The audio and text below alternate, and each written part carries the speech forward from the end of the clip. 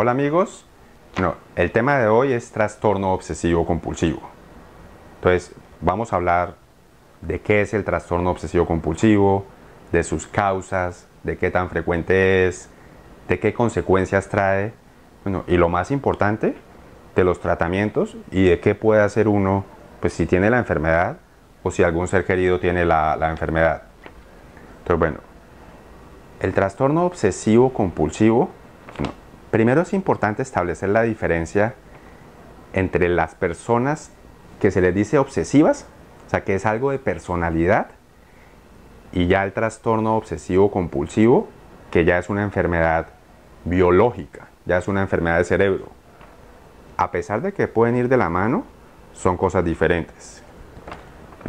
Lo que las personas conocen como personas obsesivas son personas que son muy meticulosas, rígidas, que suelen ser muy tacañas, muy perfeccionistas, que les cuesta mucho trabajo delegar, trabajar en equipo, son muy minuciosos. Y eso sí genera algo de sufrimiento y sí interfiere con la calidad de vida y con el desempeño, ¿sí? Pero el trastorno obsesivo compulsivo ya es una enfermedad de cerebro. El trastorno obsesivo se caracteriza por dos cosas: por ideas obsesivas o por compulsiones. En algunas personas puede estar presente las dos cosas, en otras principalmente ideas obsesivas y en otras principalmente compulsiones. Entonces, primero les voy a definir qué es una idea obsesiva. Una idea obsesiva es un pensamiento o una imagen que a la persona de manera involuntaria se le viene a la cabeza. Usualmente son pensamientos o imágenes molestas, desagradables, incluso a veces generan asco y malestar, y la persona es consciente pues, de que uno no piensa así, pero a pesar de eso el pensamiento se viene constantemente a la cabeza y usualmente se asocia a malestar, a ansiedad, a molestia, o le quita a uno mucho tiempo. Les voy a dar ejemplos de ideas obsesivas. Las ideas obsesivas pueden ser, uno, de contenido agresivo. Un ejemplo, por ejemplo, que yo esté con un cuchillo y ¿qué tal que yo le clave un cuchillo a un familiar o a un amigo? O sea, y claramente no es porque yo lo quiera hacer o no es porque yo esté bravo en ese momento, no, es un pensamiento completamente involuntario. Hay un comentario: estos pensamientos son muy molestos, pero son completamente inofensivos. Lo que pasa es que la mayoría de personas no sabe esto y comienza a sufrir mucho con las ideas obsesivas. Pero les decía, ideas obsesivas de contenido agresivo. Les voy a dar más ejemplos.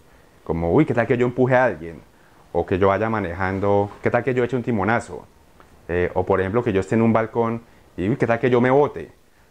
Yo insisto, no que me quiera lanzar, no que tenga ideas de suicidio, y yo les insisto que son ideas completamente inofensivas, pues, pero la gente sí sufre y se molesta mucho con ellas. Otras ideas obsesivas frecuentes son las ideas de contenido homosexual. Por ejemplo, personas heterosexuales que se les viene a la cabeza pensamientos o imágenes como, uy, ¿qué tal que a mí me gusta alguien del mismo sexo? O, uy, ¿yo por qué estoy pensando en un hombre? Y la persona pues sufre mucho con esas ideas, las rechaza, lucha contra ellas. A veces pueden ser ideas de contenido sexual como desagradable o molesto. Un ejemplo, como, uy, ¿qué tal que yo haga algo indebido? O ¿qué tal que yo me meta con una persona muy mayor? Y yo les insisto, o sea, no es que uno lo quiera hacer, de hecho, incluso son personas completamente sanas en cuanto a su personalidad, a sus valores, y son ideas inofensivas que jamás hacen realidad, pues, pero molestan mucho al individuo. Otras ideas obsesivas frecuentes, por ejemplo, pueden ser las ideas de contaminación. Un ejemplo, por ejemplo, yo le doy la mano a alguien, o yo toco algo, o cojo la chapa de una puerta, y se me vienen de una vez pensamientos o sensaciones de que eso está sucio, que puede tener gérmenes, que puede estar contaminado, que me va a enfermar. Esas son las de contaminación. Pueden ser ideas de duda. Un ejemplo, como, uy, ¿será que yo cerré la puerta? ¿Será que yo le puse la alarma al carro? ¿Será que yo cerré el carro? ¿Será que yo desconecté la estufa? O después de conversar con una persona, ¿Será que yo sí lo saludé? ¿Será que lo que yo le dije es correcto? Eso nos pasa a todos de vez en cuando. Lo que pasa es que en el trastorno obsesivo compulsivo, pues ya esas ideas son más seguidas, constantes, y ya generan malestar o le quitan a uno mucho tiempo. Otras ideas obsesivas, por ejemplo, son las de contenido religioso o moral. Por ejemplo, algunas personas con trastorno obsesivo compulsivo se atormentan mucho con pensamientos de, bueno, estaré siendo bueno, estaré siendo malo, y si Dios me castiga, y qué pasará el día que yo me muera, y será que existe el infierno, pero pues viven en una tormenta. Otra frecuente, por ejemplo, son ideas obsesivas relacionadas con enfermedades, y las dos más frecuentes son el cáncer o la infección por VIH o el SIDA. Pues, por ejemplo, son personas que así no tengan ni el más mínimo factor de riesgo y así no tengan ni el más mínimo síntoma, se les viene a la cabeza pensamientos, ¿qué tal que yo tenga SIDA? ¿Qué tal que yo tenga cáncer? Incluso así el médico, a través de un examen, les demuestre que no tiene nada, se les sigue viniendo la idea a la cabeza. Otras ideas obsesivas son menos frecuentes, pero también es otro ejemplo. Hay ideas obsesivas relacionadas con la apariencia física. Incluso hay una enfermedad que se llama síndrome dismórfico corporal, que está relacionada con el trastorno obsesivo compulsivo. Entonces, por ejemplo, son personas que de manera repetida se les vienen imágenes o pensamientos de ¿será que yo tengo la oreja más larga? ¿Yo tengo esto torcido? ¿Por qué tengo la cara así? Incluso llegan a visitar médicos, cirujanos plásticos y lo mismo. O sea, así les digan que está bien, siguen con esas ideas. Un dato curioso, o sea, como un 30 o 40% de las personas, a veces todos podemos tener de vez en cuando ideas obsesivas. O sea, eso no es tan raro. Lo que pasa es que en algunas enfermedades, como la depresión y los trastornos de ansiedad, ya se hacen más seguidas, y ya específicamente en el trastorno obsesivo compulsivo, pues sí ya son mucho más seguidas y sobre todo generan mucho malestar, y ese malestar que genera puede ser o que me quita mucho tiempo o que me genera mucha ansiedad o sufrimiento. Ahora les voy a hablar de las compulsiones. Bueno, las compulsiones son actos mentales, o actos que la persona realiza y cree que con eso disminuye la ansiedad, o siente que con eso disminuye la ansiedad que le genera las ideas obsesivas, o cree que con eso está evitando que algo malo vaya a pasar. Las compulsiones también se pueden conocer como rituales. Les voy a dar varios ejemplos. Por ejemplo, una compulsión es lavarse las manos repetidamente. Por ejemplo, la gente que tiene obsesiones de contaminación tiene compulsiones de lavado. Pero incluso se pueden durarse 1 hora bañándose, 2 horas, se lavan las manos hasta sangrar y de todas maneras no están tranquilos. Pueden ser compulsiones de revisión. Por ejemplo, frente a las ideas de duda, revisar varias veces si cerré bien la puerta, si apagué la estufa, o preguntarle varias veces lo mismo a la persona. Oiga, yo sí le dije eso, oiga, seguro que sí me entendió, pero ¿de verdad me entendió? O sea, es una duda constante con la compulsión de preguntar o de repetir. Otras compulsiones, por ejemplo, pueden ser las de limpieza. No solamente limpieza de manos y bañarse, sino incluso limpieza de la casa, del hogar. Otras compulsiones, por ejemplo, puede ser contar hasta un número determinado. O sea, a veces algunas personas con trastorno obsesivo compulsivo tienen rituales o un número de la suerte. Entonces mentalmente, bueno, voy a contar hasta 3 antes de hacer esto porque con eso me va a ir bien. Y si no cuenta hasta 3, entonces se siente ansioso, se siente mal, siente que algo malo le va a pasar o que algo malo le puede pasar a su familia. Otra compulsión, por ejemplo, es evitar tocar ciertas cosas, ¿sí? Evitar tocar las tapas de las basuras, los teléfonos públicos o sitios que la persona percibe como contaminadas.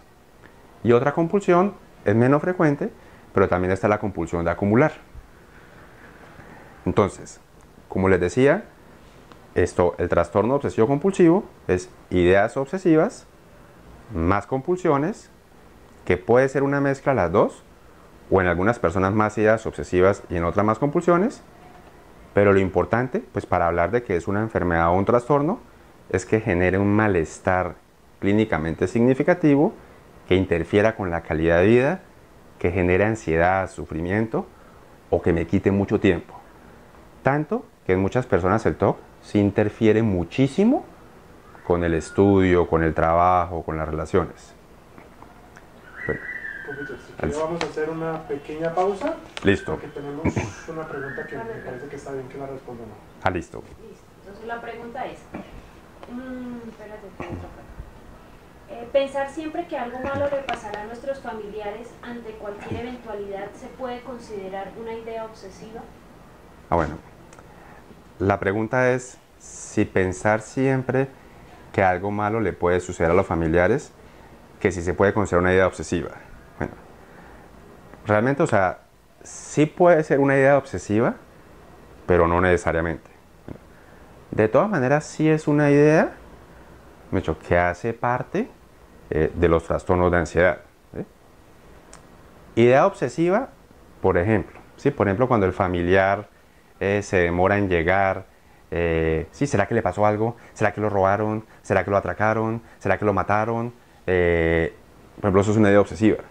Incluso, así el familiar llame a decir que está bien, a veces en algunos pacientes persisten esas ideas.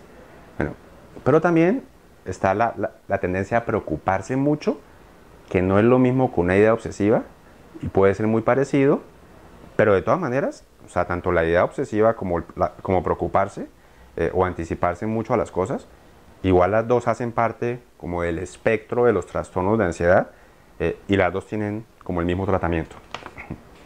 La otra pregunta es, ¿existe alguna diferencia? No, perdón. ¿Las ideas con componente de celos constante hacia la pareja pueden considerarse como un síntoma dentro del trastorno obsesivo compulsivo? Bueno, realmente las ideas de celos generalmente no tienen nada que ver con el trastorno obsesivo compulsivo. O sea, usualmente hace parte más de otro tipo de problemas o trastornos, no necesariamente trastornos mentales o psiquiátricos biológicos, sino muchas veces pueden ser cosas de personalidad. Y la siguiente es, ¿existe alguna diferencia con respecto al nivel socioeconómico o intelectual con respecto a la frecuencia de la aparición del TOC? Bueno, pregunta interesante. Bueno, en términos generales, es una enfermedad que se presenta por igual en todos los estratos socioeconómicos y en diferentes culturas. Bueno, pero sí es frecuente, la mayoría, o sea, sí es frecuente y sí algunos estudios muestran que muchas de las personas con trastorno obsesivo compulsivo usualmente sí tienen un nivel de inteligencia como más alto que el promedio. Pero se puede presentar en cualquier estrato, en cualquier cultura, no, y es que de hecho es una enfermedad muy biológica y su principal causa es genética. Entonces realmente la parte sociocultural sí no tendría por qué influir mucho. Listo. Entonces Listo. vamos a continuar con la segunda parte. Listo. Listo, un segundo. Voy. 3, 2. Bueno, en cuanto a la causa del trastorno obsesivo compulsivo, como les mencionaba, su causa es genética, o sea, es una enfermedad hereditaria. O sea, es una enfermedad biológica de cerebro y al igual que muchos trastornos mentales, o sea, es una enfermedad donde algunos circuitos de cerebro o algunos núcleos de cerebro responden de manera exagerada, bueno, o no tienen un funcionamiento adecuado. La depresión y la mayoría de trastornos de ansiedad tienen un componente tanto genético como ambiental, pero en cambio el trastorno obsesivo compulsivo es mucho más genético. O sea, también influye el ambiente. Por supuesto que también puede influir, sí, de hecho, la crianza, qué tan rígida es la crianza, la sobreprotección, los hábitos, el estilo de vida, pero como causa principal es una enfermedad genética. El trastorno obsesivo compulsivo como enfermedad, de hecho, en promedio la mayoría de cifras del mundo muestran que lo tiene un 2% de las personas. Aquí como datos curiosos, el doctor Germán Rueda y su grupo de investigación ya hace varios años hizo un estudio en colegios de Bucaramanga para evaluar qué tan frecuente es el TOC, bueno, y encontró una prevalencia más alta, no estoy seguro del dato, pero sí fue al menos del 5%. Y como les decía, ya ideas obsesivas, 30 o 40% de las personas las tienen, pero es diferente al trastorno obsesivo compulsivo. Bueno, algo lamentable del trastorno obsesivo compulsivo, y lo mismo se aplica para la mayoría de enfermedades mentales, pero más para el TOC, es que máximo un 25-30% de las personas que padecen la enfermedad son diagnosticadas o son tratadas correctamente. Y la mayoría de personas que son diagnosticadas y tratadas, cuando consultan por primera vez, bajito, llevan unos 10 años con la enfermedad. O sea, lamentablemente es una enfermedad donde las personas sufren en silencio. Pues, a la mayoría de personas les da pena o vergüenza hablar de sus pensamientos, sus ideas. Bueno, o a veces cuando se presenta, por ejemplo, en niños o adolescentes, o sea, a veces esas conductas de limpieza, de ser muy ordenado, o sea, a veces no son entendidas y comprendidas como una enfermedad, sino lo ven más como, sí, como crianza, regáñelo, o qué niño tan estricto, y sí, lamentablemente las personas no buscan ayuda. Y al igual que la mayoría de enfermedades mentales, o sea, sí es una enfermedad que genera sufrimiento, malestar, interfiere con mi rendimiento, interfiere con mi capacidad de socializar. Pues por eso es tan importante diagnosticarla y tratarla correctamente. Otro dato del trastorno obsesivo compulsivo, al menos la mitad de las personas con TOC en algún momento de la vida también pueden sufrir de depresión. Incluso muchas veces ahí es cuando consultan, pero el diagnóstico realmente no es depresión, sino es un trastorno obsesivo compulsivo. Bueno, les voy a hablar ahora de la parte más importante, que es el tratamiento.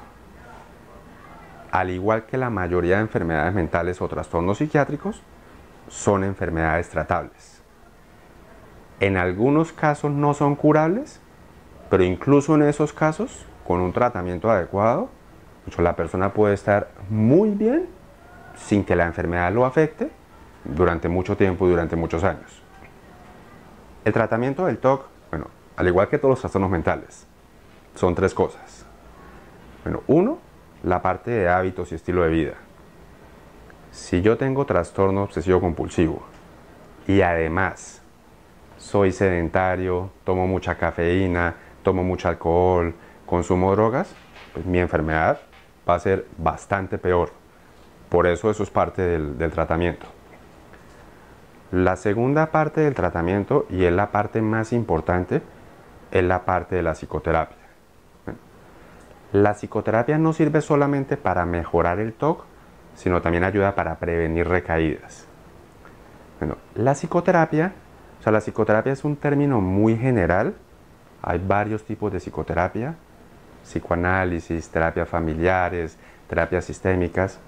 Bueno, pero realmente las únicas terapias que tienen estudios y evidencia para el trastorno obsesivo compulsivo es una terapia que se llama cognitivo-conductual, y dentro de esa terapia cognitivo-conductual hay una técnica que se llama terapia de exposición y prevención de la respuesta, que es la que tiene más estudios y más evidencia.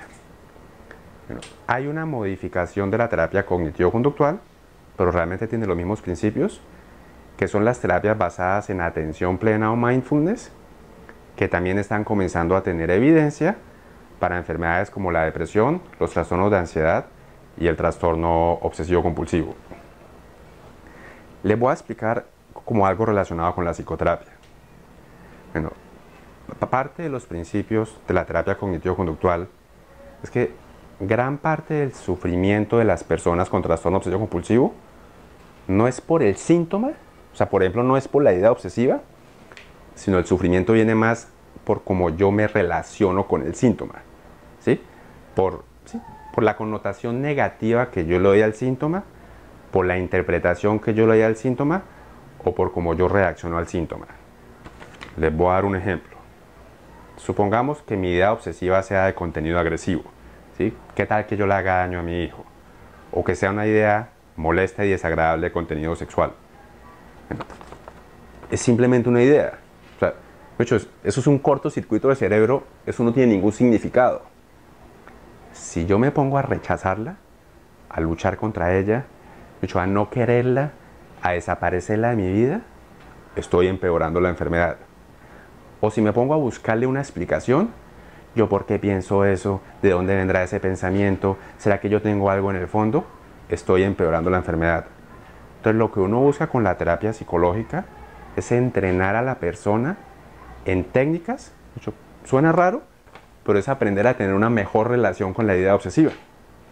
Y paradójicamente, eso disminuye la idea obsesiva.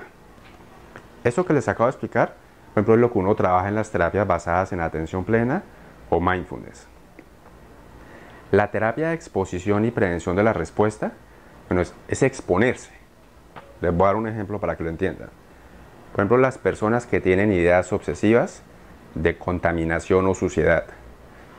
Usualmente, eso lo acompañan de conductas evitativas, como no tocar ciertas cosas, o lo acompañan de rituales como lavarse mucho las manos. Entonces la exposición es, venga, expóngase poco a poco a todas esas situaciones donde usted se siente sucio o contaminado, donde usted siente esa ansiedad. Obviamente uno comienza poco a poco y uno arranca con las que sean más fáciles de afrontar y va aumentando en intensidad. Esa es la exposición. Y la prevención de la respuesta es, bueno, venga, no se puede lavar las manos. Aprenda a tolerar la ansiedad. Un ejemplo, uno le puede pedir a la persona que durante 2 minutos coja la chapa de una puerta o un billete, que son cosas consideradas como sucias. Sí, o sea, que se quede ahí 2 minutos, que sea consciente de su ansiedad, que no le tenga miedo a la ansiedad, de hecho, que aprenda a entender que la ansiedad es pasajera y ya después dejarlo ahí, sí, mire, no se lave, no se bañe.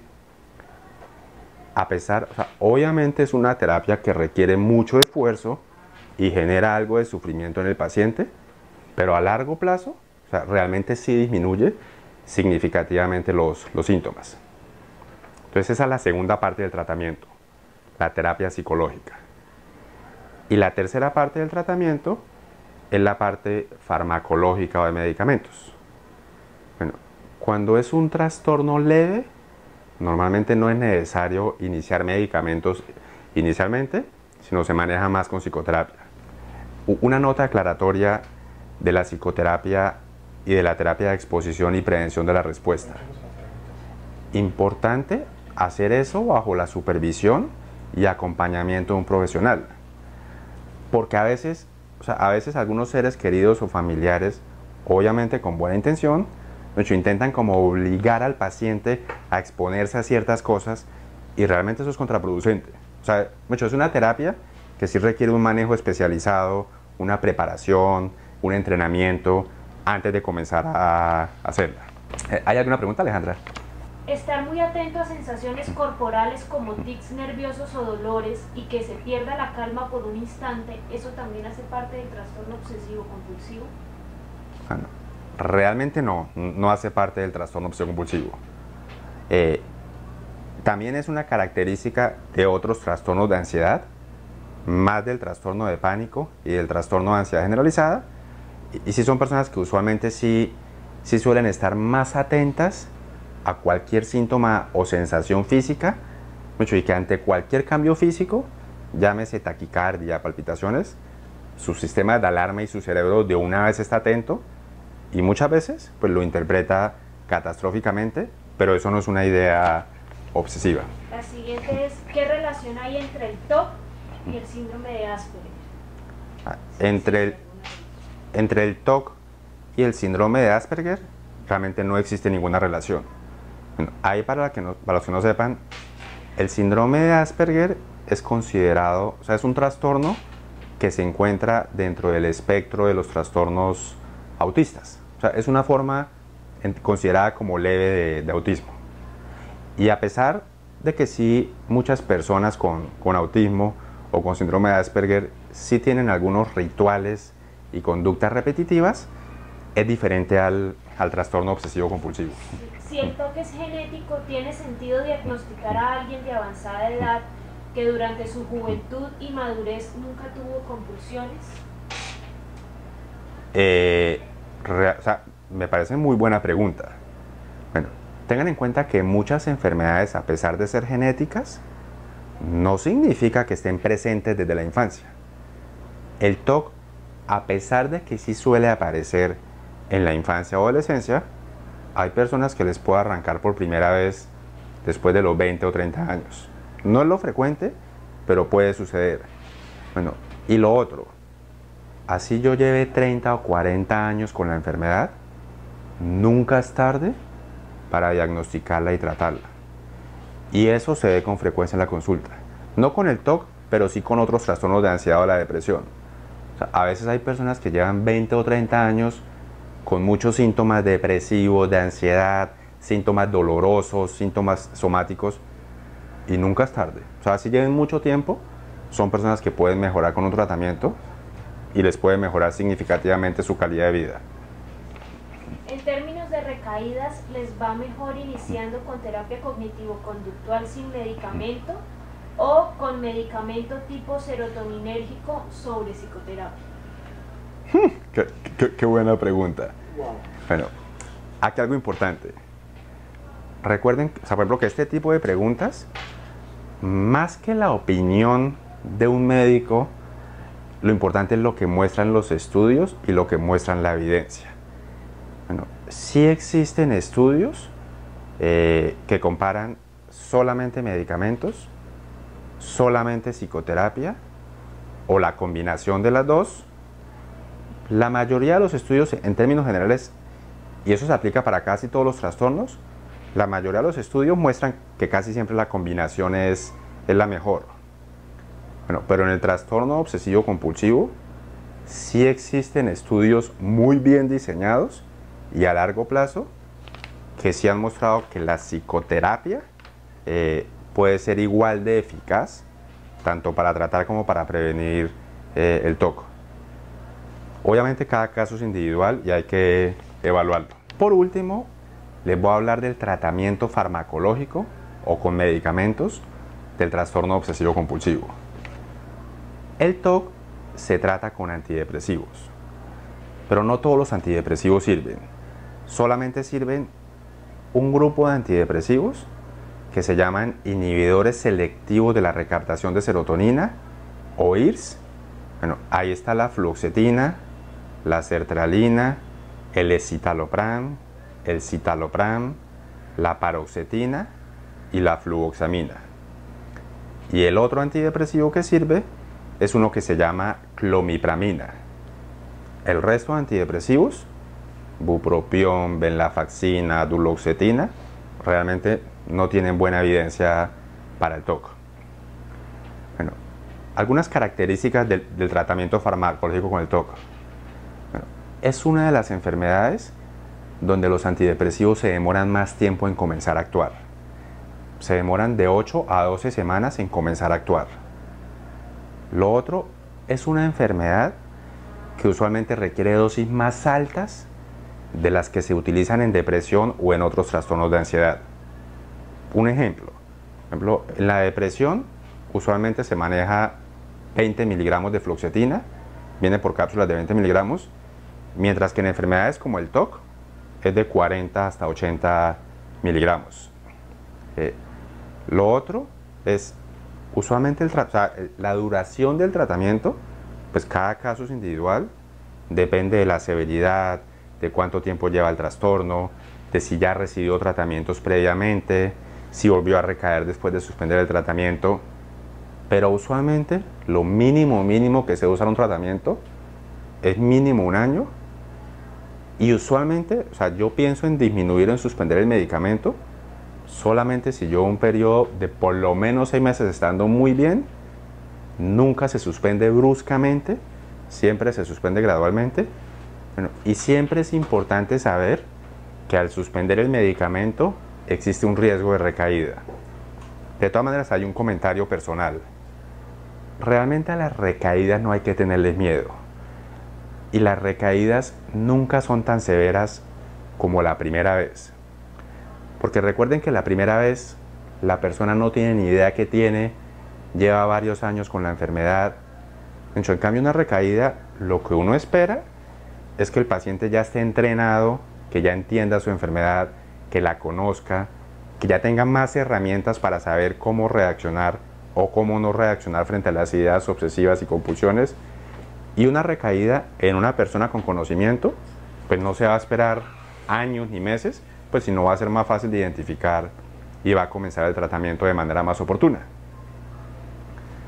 Finalmente, para terminar, quisiera darles 2 datos curiosos del trastorno obsesivo compulsivo, para que vean lo complejo que es el cerebro, y yo les insisto, para que vean que eso son enfermedades biológicas.